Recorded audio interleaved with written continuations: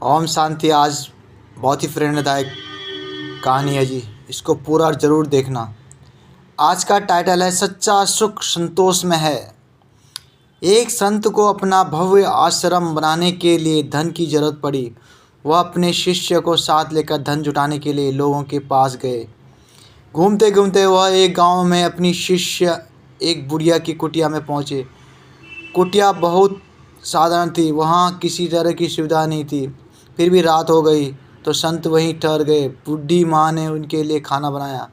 खाने के बाद संत के सोने के लिए माँ ने एक तख्त पर दरी बिछा दी और तकिया दे दिया। खुद वह जमीन पर एक टाट बिछाकर सो गई। थोड़ी ही देर में वह गहरी नींद सो गई, लेकिन संत को नींद नहीं आ रही थी। वह दर्री पर सोने के आदी नहीं थे।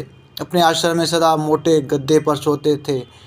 संत सोचने लगे कि ज़मीन पर टाट बिछाकर सोने के बावजूद इसको गहरी नींद आ गई और मुझे तख्त पर दरी के बिछाने पर भी नींद क्यों नहीं आई।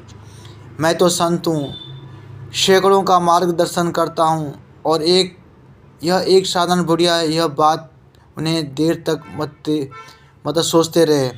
सोचने लगे, एक दिन मैं यहीं रुकता हूँ, देखता हूँ कि यह ऐसा कौन सा मंत्र जानती है कि ऐसी अवस्था में भी प्रसन्न है, चैन से सोती है।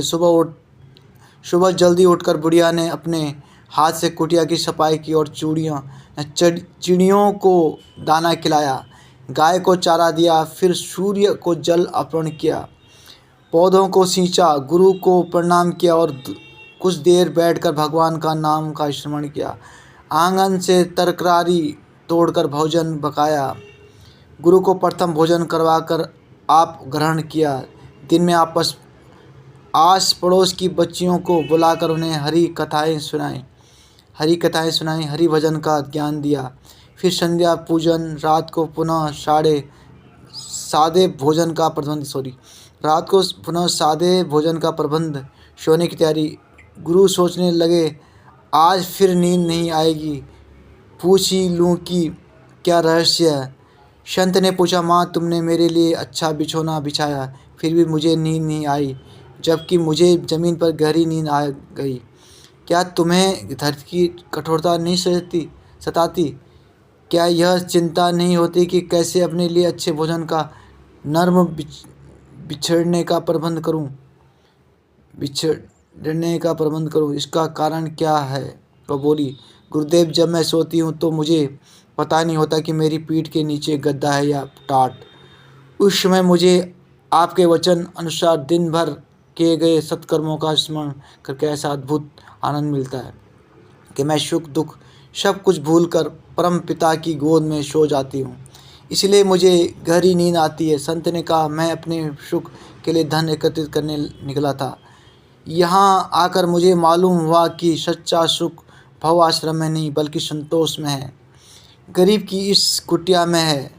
सच्चा सुख संतोष में है। असली आनंद भव आश्रम या ऐशो आराम में नहीं बल्कि संतोष पूर्ण जीवन और अच्छे कर्मों में मिलता है।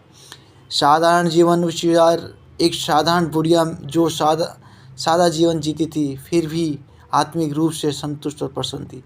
जबकि संत होते हुए भी गुरु को चैन नहीं था। धन और सुविधाएं शांति की गारंटी नहीं है।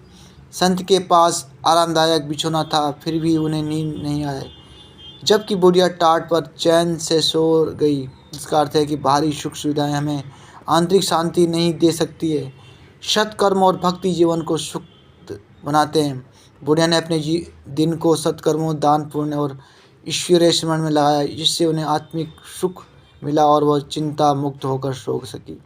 दूसरों की सेवा सच्ची खुशी देती है। बुढ़िया ने संत की सेवा की, पशु पक्षियों का ध्यान रखा, पड़ोस की बच्चियों का भी हरि कथा सुनाई, जिससे उसके मन में संतोष और सुखी बनी रही। सुख दुख हमारे विचारों पर निर्भर करते हैं। अगर हमारा मन शुद्ध और संतुष्ट रहेगा तो हमें बाहरी परिस्थितियों परेशान नहीं करेगी। सच्ची नींद और शांति अच्छे कर्मों से आती है।